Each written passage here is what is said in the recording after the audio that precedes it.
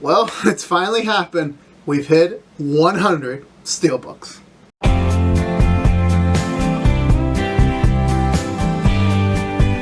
Hey everyone, Joe here from the Collection Compass, and today I have a very special, memorable video, as well as another example of how crazy, very stupid at times I am with my money. So today officially I have hit 100 Steelbooks, physically nearly all 4K, and honestly it's still kind of surreal for me to see that I bought 100 of them. They're very expensive. It started with one on the Christmas of 2021, and now here we are approaching the summer of 2023, and somehow I purchased 100 of them. Now keep in mind this is being posted before our Quantumania or Shazam, Mario unboxing, so obviously the number is going to differ as this gets out, but this is 100. I have exactly 100. And funny enough, I didn't even know I had 100. I was estimating at my current peak I had 96, and that the next three videos we were going to do was going to equal to the 100, but no, apparently I already hit 100 without me knowing about it. So with that being said, it's time to give you, finally, the Steelbook Wall. And so we're going to kick started off here with the MCU Best Buy series. So this is every MCU movie up until before Quantumania. So the first 30 MCU movies, I believe. Yeah, I want to say 30 in Best Buy form. So these were only available in Best Buy USA. So starting off here, we have the original wave of them, which was, let's be honest here, mostly was just copy and paste. They literally took the movie poster, put these like very unique borders, and then advertise them as like, you know, new. Because the thing is that 4K Steelbooks are relatively still a new thing. I believe I want to say it was around 2016, which I mean, well, that was ages ago, but still it was like, you know, a good amount ago. I think it was before Guardians too, so like 2016, 2017, around that point. So going here, like you're just really reviewing the posters themselves by this point. So I really don't have much to say. I know anything like, you know, the Incredible Hulk, for instance, they didn't have that border because Universal owned it. So it was more like, okay, we'll do the thing, but we're gonna do our own thing. We're not gonna like copy everything you've done. So relatively all the Disney MCUs, like sans Avengers, are all like, you know, this like same track record. And also before you ask me further, why do some have the J cards and some don't? Well, when I purchased these on eBay, some of them did come with J cards, some of them didn't. Maybe I'll go back and get them someday. But right now, it wasn't really something that I was looking for. And I know someone's gonna say, well, it's gonna be complete if you have all the J cards. I'm like, dude. First of all, I'm happy to even own any of these Steelbooks in general, to find them for the prices I found them to, so I'm not going to really criticize on the J card. Plus, I know some people do sell the J cards individually, so I'll wait on that another day. So I'm going into the actual movie poster. Loved it. Was really good. Also, would you be surprised this cost me, average retail at the time I bought it was around $100, and I got it for $50, so I'm pretty happy about that. Then we have Iron Man 2, Thor, First Avenger, The Avenger, which I'm like, oh my lordy lord, this movie, oh my god, this cost me so much freaking money, like, you don't understand, like, so much money. Well, actually, no, it cost so much money, but I got this for a steal, $50, which was like the bare max of what I was willing to spend for. And when I mean $50, I mean $50 for the item itself. That's excluding shipping fees for certain Steelbooks I purchased, as well as the eventual taxes, which would end up ballooning the cost to like $60. But as long as the base cost is like $50, I'm totally fine with that. Taxes, like, it's unavoidable, so to speak. So this was one of the last ones I collected because it was so hard to find a good copy and a good price. So this took a while to find, and you know, definitely this was like, I think the second to last one I got before the last one. Next to Iron Man 3, Thor Dark World, which I think was like the first one I got, because Thor Dark World is relatively, you can still go to a Best Buy that still has home media, and they will most likely still have it. It's literally like the worst selling Steelbook I've ever seen in my entire life. No offense to it. Winter Soldier, Guardians, Age of Ultron is actually relatively easier than Avengers 1 because, let's not be rude here, Age of Ultron, it is what it is, but like this was so commonly produced, I'm not gonna lie. Next we have Ant-Man, Civil War, Doctor Strange, and this was Doctor Strange was like the end of like the the catch-up phase. After that, they kind of get into their own thing, which I'll get to in a minute once I figure out how to position myself further. Now over here, I can actually get to some actual, like, let's talk about it a little bit more. So here we have Guardians of the Galaxy Volume 2, which was the first one to actually have a simultaneous release. The rest were post original home media release. So first is Guardians of the Galaxy Volume 2 with cute little baby Groot with the big red button that was like in the marketing promo so much when that movie came out. I love this one. This was just so damn cute. One of the early ones I picked up, so relatively got a special place. Spider-Man Homecoming. Oh my god. The Sony ones were hard as hell to get in a good price. Like, I feel like this one was relatively okay-ish to get. I feel like this was a little bit more easy to find, cheaper price. For some reason, Far From Home was the more difficult one of the bunch. So I enjoyed that a lot. I think that was like halfway through. Thor Ragnarok, another one. Of the Thor trilogy, this one was the one to be the more problematic one for me to collect because Thor Ragnarok was a really good damn movie. In terms of the cover art as well, it definitely is one of the weakest ones in my opinion. I know there's a variant that kind of looks like these ones, but with this, with the, how do I say this?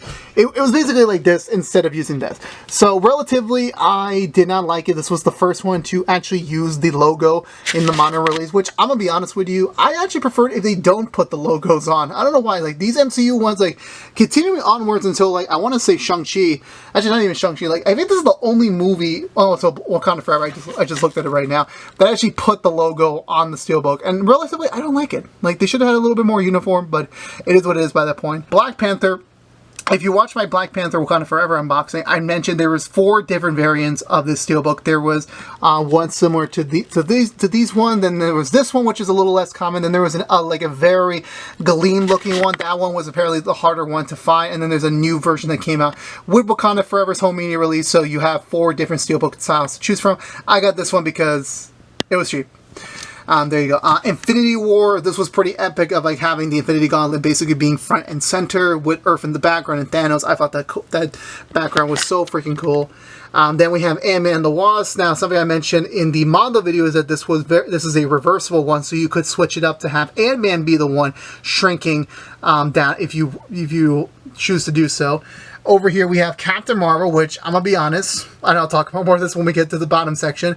Captain Marvel literally produced some of the worst Steelbooks I ever saw. Captain Marvel was the first Steelbook I purchased from the MCU line because it was literally super freaking cheap. I'm not gonna lie, it is still super cheap. I hate to be that one. Like for a movie that made $1.3 billion, how did it become the most cheapest one? I really don't know.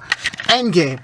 The Endgame Steelbook is so freaking cool. And again, it's one of those, like, it was so overproduced because they knew the hype was real that there's a lot of them out there. So I'm not surprised this one is not that relatively hard to get. I think of the 4 Avengers film, this is currently the easiest one to get. So that will save you a headache if you decide to go for it. Far From Home, continuing the epic style that is Sony Steelbooks for some weird reason. This was very cool. Homecoming and Far From Home at the time when I was purchasing them, this was definitely the more easier one to get of the bunch. Actually, no, my bad. This was the hardest one to get because it was so price heavy. I think I ended up getting this for $40-something. So relatively not bad. This definitely did break from my limits of trying to just go with MSRP, which has sadly risen in recent times. So old one's $35, so definitely had to go over and above in this one. Black Widow and Shang-Chi represent...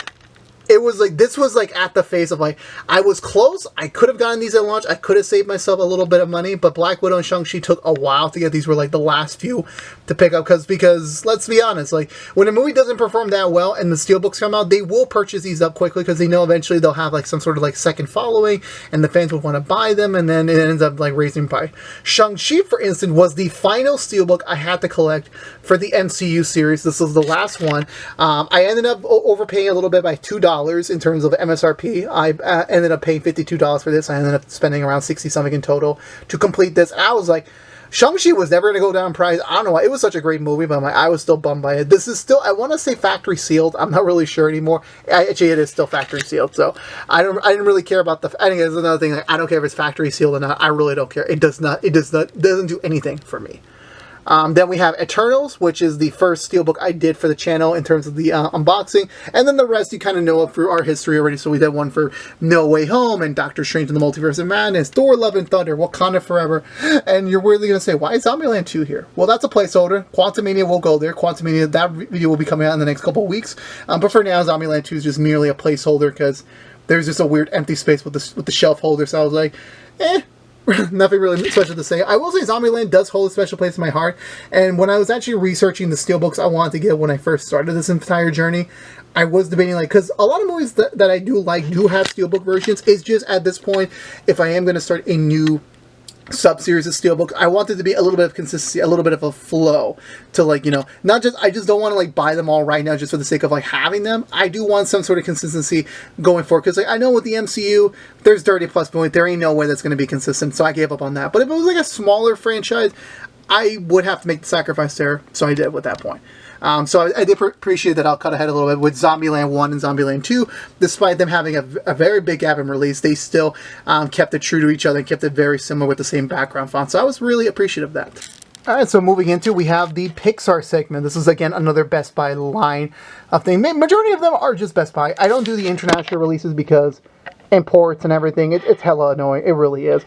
So starting out, so similar to the MCU when they started their Steelbook series, they had a wave of, like, we have a consistency, we have a flow to it, but however, I didn't like the MCU Best Buy ones in terms of, like, what they decided to do, but I ended up having to accept it. For Pixar, they ended up doing these very cute, very niche styles that honestly, I was really impressed by, and I knew it was like, okay, you know what? I can appreciate this. So starting off, we have the original, the one that started it all, Toy Story. All I can say about this is that, you know, they use some of the most iconic shots of the movies, or like they represent what the movie is to a summary. So here we have from the Woody and Buzz getting sucked by the claw during the middle scene of the movie before like things like really ramped up there. Here we have Bugs Life, which I've never seen before. It's one of the last Pixar movies I've yet to see because I'm just not interested in bugs. I'm really not. I'm just being honest there. Toy Story 2. This is a factory sealed version. This still has the original J card. I mean, this has the J card. These have the J cards too, but these are not factory sealed. Again, I don't really care about that. Here we have Monsters Inc., which was, I think, one of the last ones I collected because Monsters Inc. was very expensive. I think right now it's still around $70 to $80 MSRP. I think I want to say I picked this up for like 40 something. I got lucky during a bid, so yippee for me. But I definitely love the fact that they used the iconic like door chase sequence for this cover. I really did love. They could have done any sort of thing and I would have been happy with it. Finding Nemo. I'm going to say this. I know Finding Nemo is a very, very beloved Pixar movie. I do not feel strongly about it, and I'm not surprised this Steelbook was not that hard for me to collect. So, again, this is an iconic shot with the shark. I get that. I understand that. I should be praising it more, but again, for me, it just doesn't do it for me. Now, over here should be, sorry about that, it should be The Incredibles. But here's the thing. The Incredibles is so freaking damn expensive right now. It really is. It's next to WALL-E. It is the #1 most expensive Pixar Steelbook in the series thus far. And I do not have the money, nor have I found the appropriate amount, the appropriate bid for this one. So it's still on hold. So I put here Bob's Burgers, the movie, which honestly, I'm actually surprised at how far the resale value went. This cost me $32 in MSRP because this wasn't a big movie. This wasn't like a labeled made Pixar, Marvel, Disney, DC, any movie of that. So they sold it pretty cheaply. Now it's up to around $60 to $70 on average. You can probably get something for 50 or 80. So I was happy I picked up my copy. I love this movie. I love Bob's Burgers, and I knew I wanted to support it because it didn't make that much money on its weekend slot because sadly Top Gun Maverick came out, which I'm like, yeah, I'm not surprised. They kind of made a bad decision with that, but Disney was like, you know what, this movie was in the pipeline, we need to get this out right away and kind of move on to the next thing. Next we have Cars. This was, I believe, one of the earliest ones I picked up, mainly because, again, it was cheap. Cars is not like one of those big beloved franchise. Ratatouille was my 50th Steelbook. I honestly thought going to 50 was going to be pretty hard. I don't know why. I just felt like 50 Steelbooks. That sounds pretty hard for me to collect. So I'm just going to label here like this was number 50. This was pretty high price. There was a trifecta of between Ratatouille, WALL-E, which I don't have yet, but I'll get to that in a second, and Up. this trilogy of films were up with the most expensive Pixar films that have been released on Steelbook format, and I got this one for $50. This is normally going for $90 or $100 right now, so I definitely got a steal. What's funny was that my friend, he works at Best Buy. He would sometimes give me leads of like sometimes they have like an extra backstock of like old Steelbooks that I would be interested in. I really didn't buy anything from him yet because none of them interest him. But one day he gave me a photo of a Ratatouille Steelbook in the back of his bathtub, which I was like, holy shit, you have a Grail in your back room. But the problem was is that the copy he had was a return and it was bent and they just completely forgot about it. Literally, as soon as he sent me the photo, they literally noticed the issue and then they returned it back to the sender. But unlike most retailers that would send back, like, you know, okay, here's a new one just to sell for you so you can have like a equal stock, they didn't send it back because this was an older one. They don't have any new stock. Everything's now like, you know, owned or everything. So it is what it is, sadly. But Ratatouille is my favorite Pixar movie of all time, sans the Toy Story films. I love this movie so much, and I definitely want some sort of new copy since my Ratatouille DVD is very overused. I played that movie a lot when I was a kid, so it was very happy for me to get this this magnum opus to my series. Over here would be WALL-E. WALL-E is very expensive right now. It is averaging now $70, which is well beyond my price range right now. So right now I got Wreck-It Ralph because I think I want to say when I purchased this one, I bought the two Wreck-It Ralph movies with a combo deal. No, I did that for Monsters Inc. I remember that now. So I did Monsters Inc. and Wreck-It Ralph 1 and Wreck-It Ralph 2, which is more below here. And so with that one, I was like, you know what? I'm going to take the deal. I'm going to buy something from his. Like, I knew I was going to get the Wreck-It Ralph films at some point, but I was like, you know what? I'll knock three birds with one stone to get that Monsters Inc. Steelbook, the price I wanted to get to like equal it out, so to speak. So that definitely worked out in my favor. Over here we have Up. This was, I think, the most recent Pixar film I just picked up. This cost me around $55. I was in the middle of a bidding war, and I got a little salty. So I was like, you know, this was like, I think at the time of like ending, it was like 47. So I accidentally raised it up to 54, but it ended up going one more to 55 just to be secure. Thankfully, I did secure this. I made a call because I was getting annoyed because all these Up Steelbooks were going like for $100. So getting one for half price, I'm gonna take it. I'm gonna take it there. Over here we have Toy Story 3, and that kind of begins like the rest of this haul here. Like, so Toy Story 3. So after this point, like literally expensive and then affordable / cheap, because that is what it is. Cars 2 is the cheapest Steelbook I ever gotten. I picked that up for $8, free shipping. And yeah, the guy literally just had, like, the seller I bought it from, he had literally just droves of Cars 2 Steelbooks thinking like this was going to catch up in price, which it never did. I felt sad for him, but I'm like, I don't care. I just want the Steelbook, and I did. So I'm like, I'm happy about that. Brave also was cheap. I was actually holding on to this film for a long time, even though it was like very cheaply made. I think, not cheaply made, cheaply priced. I think most of all the Steelbooks, I think the most I saw this was like at least max MSRP $35. I still managed to pick this up for $25, so not too bad. The movie wasn't that bad, it just wasn't memorable for me, so definitely I don't really have much of an inclination to explore this film further. Monsters University was kind of the same, not that expensive as compared to Monsters Inc. Good Dinosaur, pretty cheaply made. This was again cheaply priced. I don't know why I keep saying cheaply made. It's good quality Steelbooks. It's just, it didn't really. It was just cheaply cost. That's all I have to say. Over here we have Inside Out, which honestly Inside Out is the kind of the dirtiest Steelbook I picked up. I did not take a good look at the photos when I purchased this. I think I ended up around $27 for this one. I was a bit bummed that because when it came in, you don't notice it on camera right now, but like when you look at it very closely, you see there's some grime marks. I did my best to clean it up, but some of them are like stained on there pretty well. So, and I definitely don't want to bleach any of the colors out, so I ended up leaving it alone. Finding Dory, which was the last one, so they released, I want to say 16? Was it 16? No, 17 of their Pixar movies first in this format, and then you switch over to Cars 3. So here's a fun fact that I didn't know about it when I was doing my research. So Cars 3 and Coco never had official 4K Steelbook releases. For some whatever reason, this came out at a time where Best Buy only did Blu-ray versions for these. So technically, these are the Blu-ray Steelbooks. Now, normally, I would prefer getting the 4K ones because George kind of just put it in my, George, my usual co-host on many videos, he normally put it in my brain of like, put it in 4K, it's the best quality. If you're going to buy a 4K Steelbook, if you're going to buy a Steelbook, buy it in 4K. So these two never came out on 4K. So for a long time, I just thought these two Steelbooks were super fucking rare. And actually, no, that wasn't the case. It just never had a 4K release.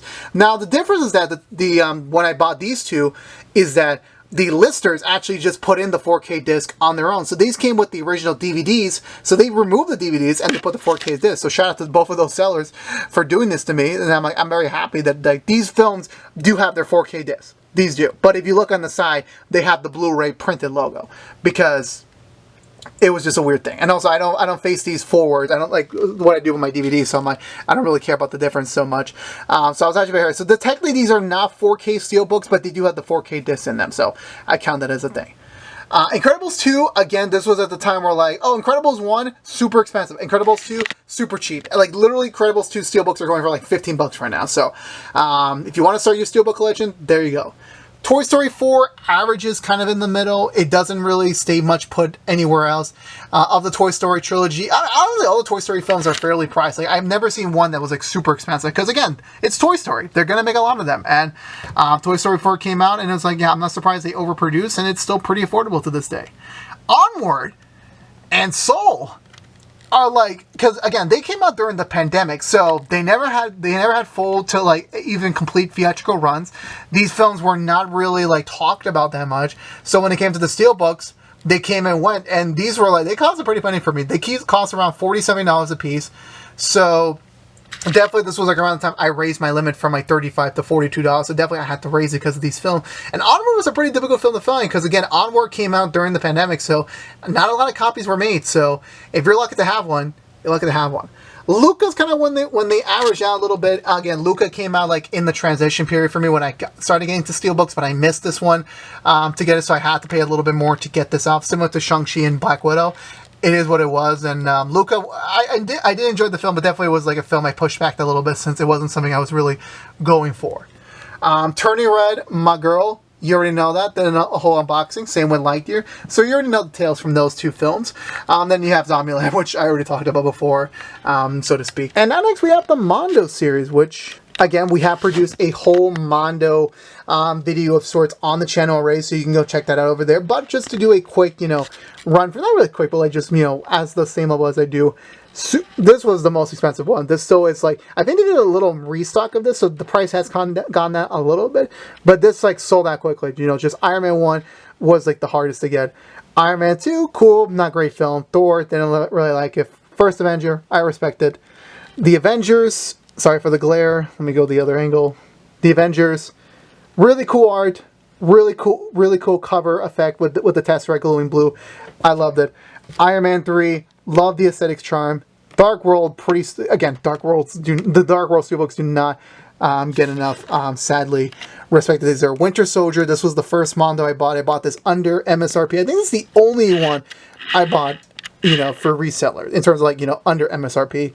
Guardians 1, pretty cool. Age of Ultron, really cool cover art. Ant-Man, simple, basic, but, gets the job done. Civil War, really freaking cool. Kind of still, again, the colors and everything, I talked about this already, so I'm like, I won't be repeating too many things here, but like Civil War, great cover. Didn't like some of the other choices they made in the back side of things, but it is what it is by that point. Then we have Doctor Strange, but a lot of my friends say this was a really cool steelbook, because again, it looks more like how it was in the comics, with like, just the art style, the way they drew Doctor Strange, just with Benedict Cumberbatch Strange, which like gets an okay from me. Guardians Volume 2 looks too epic to be true. Thor Ragnarok, pretty epic. Black Panther, so freaking cool. I just love...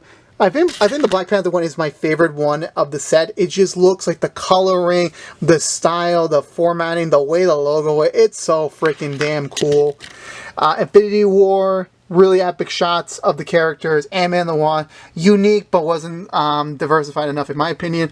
Captain Marvel, you already know this. It just didn't really do it for me. Endgame, so freaking great, so freaking powerful. Then you have the Batman. I put the Batman there because literally there's 20 of these Mondo Steelbooks, and each wave of these covers 21. So I was like, I gotta put a superhero film in here. The Batman looks kind of close enough. That could be in it. But I will respect the Batman one is like in this like red question mark to represent the Riddler's villainous side of things. And yeah, I really like the Batman movie. I really did. You can check out that Steelbook unboxing over at the channel right now as well. And finally, I just built this segment. This is still a brand new segment. I'm still not used to it because like I'm still used to like there just being a section of white wall here.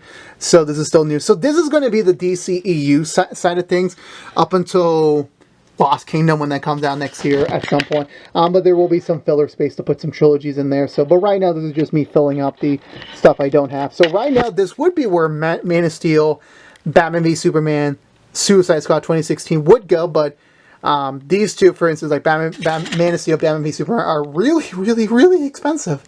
They really are. Will I ever get them? I will at some point. But like, they're so freaking expensive that I have to get lucky on some of those someday. And Suicide Squad, it's cheap as fuck. So I'm like, not cheap as fuck. Like, I'm lazy as hell. Like, I want a cheap deal. I want a really cheap deal. I don't want to spend more than $20 for that bad boy. And I feel like that will be the one I'll get someday, like relatively sooner than later. So for now, I put the Back to the Future trilogy because this is such a cool thing. They've released so many Back to the Future steelbooks, but this is the one I was like, I want this one. So this has the entire trilogy telling like the DeLorean story in the 3 different eras. It represents everything unique, like given an aspect of the DeLorean, the classic kind of futuristic gleam, the old-fashioned style, the logos with a little bit of like, you know, we have damn, I haven't seen them. Marty's parents. Then we have the future look of 2015 at the time, you know, because we're in 2023 right now. We're not even close to that one. And the Hill Valley Festival from the movie. So I really liked it. There is a spine splash on one of them. I forgot which one it was. But either way, this was so freaking cool. I know this was definitely something that I was like, you know, I got a really good deal on, so I took the advantage of it. Here we have Wonder Woman. I really like the art cover for this one. Definitely, I know they did special ones for like the early DCU films, so I was like very happy about that. So I was like, this one was cheap to pick up. It was like under $20, so I definitely took advantage of that. Here we have Wreck-It Ralph. Ralph Breaks the Internet. Yeah. So this one again was part of the combo deal. This would be where Justice League goes, but I made the decision. I'm not doing the Justice League 2017 Steelbook. I know there's 2 separate ones. There's the one with the Jim Lee art, and then there's one with just the logos. I'm not getting that film at all because I'm not supporting that film anymore. So with this one would be Zack Snyder's Justice League. Again, it's another price variable thing. I haven't found a good price one yet. So that's another one that I'm still on the hunt for. I feel like it will be Suicide Squad 2016, then the Snyder cut, and then at some point in the future, Man of Steel, Batman v Superman. I will probably pick them up before Superman Legacy comes out because I know they're going to raise those prices even more, and I can't be able to afford it. Here we have Aquaman. Now, the thing with this Aquaman is that there's 2 different versions. There's this Aquaman steelbook cover, and then there's another one they produced that has, that I think is almost another Jim Lee style one that has both Aquaman and Mera. And I'm going to be honest with you about that. After the whole Amber Heard thing, I told one of my good friends, I'm not purchasing that steelbook. I'm not getting that one. I'm getting this one. So this one took a little bit of a while for me to get because this was going up in demand because of the whole trial thing that happened last year with her and Johnny Depp. So definitely this was raising up in price at the time because no one wanted to associate themselves with Amber Heard. So I bought this one. I don't regret it. I like the iconic shot with the gold trine and everything. It just works so well with the colors. So I sold on that. This Shazam is factory sealed with the stickers and very basic. It's just the logo, not even the logo, the symbol of Shazam. But I like it a lot. I really do. It's you know, basic is still good enough for me, in my opinion. Here we have Birds of Prey. Again, this was the opposite of what I mentioned before with Soul and Onward, because those films came out during the pandemic, or at least at the tail end of the pandemic / pandemic whole media. This one did as well, but this is still relatively good to buy. It's not that expensive to purchase right now. Same with Wonder Woman 84. The Suicide Squad, you would have a little iffy trying to... Oh, by the way, so I don't know why. I really like the covers for these two. I really do. Just like all the pink and the purple they use in terms of the color tone with this one. Then we have Wonder Woman 84, which is the very artistic styles of the 80s, because I guess that's how the 80s worked, I guess. I really don't know. The Suicide Squad, again, that came out in the transition period for me, so I missed out on this one. So I ended up paying, I want to say bare minimum MSRP of $35. I want to say. I could be wrong, though. But I really liked the cover. I really did, like, you know, they did something completely different with, like, having all the characters mentioned over here with some of their logo iconography as bullets. So that was pretty cool, to say the least. Then we have Black Adam, just The Rock's face with his logo. I already talked about this to death. I don't really have to talk anything more about that, to be honest with you. Next up, we have the next trilogy, the How to Train Your Dragon series. I love the How to Train Your Dragon movies so damn much. I knew there were Steelbook versions of them, And eventually I was like, I'm going to pick these up. I was waiting for a trilogy deal, which I did. I got all of these under $60, so they were around $20 per steelbook. You could easily get these resold on MSRP alone with these ones, so I definitely could have spent way over more than $100 for these, but I played it safe. I played it smart. I love each one. You know, this could still reuse a cover, but they still tell their story. Even their backsides are like so freaking cool that I could easily switch them over to showcase the other side of things, which would be pretty cool. So here we have Hiccup bonding with Toothless, the peak of Hiccup and Toothless partnership, and then, you know, just kind of like just a somber, like, you know, ending to an era, so to speak. I love this so much. I really do. I think this is my favorite trilogy set of the Steelbooks so far. Next we have Fantastic Beasts, which I'm honestly surprised the Fantastic Beasts films are kind of like a little bit higher than my usual price range. Secrets of Dumbledore is still pretty easy to buy because that's still pretty recent, mind you. And then you have Fantastic Beasts 1 and 2, which like they have raised in price a little bit with the whole, just like, you know, how very scarce they're being put on the internet, so they're putting it for higher. I love Niffler, so I just love him so much. I knew I had to get this one, and since it was like, okay, I want to get this one, and I already got this one, I kind of gotta get this one. I really got no choice on the matter, so it's just like the Deathly Hallows symbol with the Elder Wand, so I really didn't have much to say about that matter. And lastly, to wrap it up, we just have some duologies. Well, actually, this would be a trilogy. So the thing with my heroes, like, this is my first steelbook. This is number 1. George bought me this for Christmas one year, and that kind of kickstarted this entire wall endeavor. So shout out to him, / thank you so much, / it's your fault. So I picked this up now. World Heroes Mission, I did that already as a solo unboxing, but the thing is that I'm missing Heroes Rising. Heroes Rising is currently right now the highest price steelbook that I need. The only listing online is for $180. It is the only one I can find available. Will I spend the money? It will probably be the last steelbook I ever get. It most likely will be the end steelbook. I am not purchasing it. I'm pretty sure there's absolutely no way I'm going to get it for anywhere under 100. So I know I'm going to have to bite the bullet on that eventually. I'm just not going to do it right now because I'm not that crazy. I'm really not. I can wait for this. And lastly, we have Top Gun 1 and 2. Top Gun 1, so this one was the one I wanted because it kind of was the more unique of them. There was like multiple different versions of them because this movie was like out for so many years and they were getting ready for the release of Maverick, so they definitely released a lot of versions of this. This was the one I was really comfortable for, but I was a bit stingy, so I was waiting for this to be under $35, which I ended up getting Maverick, you already know about, via our own unboxing video with that, and that kind of shows the build. That will be 100 steelbooks, exactly. And my arm is tired, so let's go back to the other angle. Now, after all that, just gonna say it.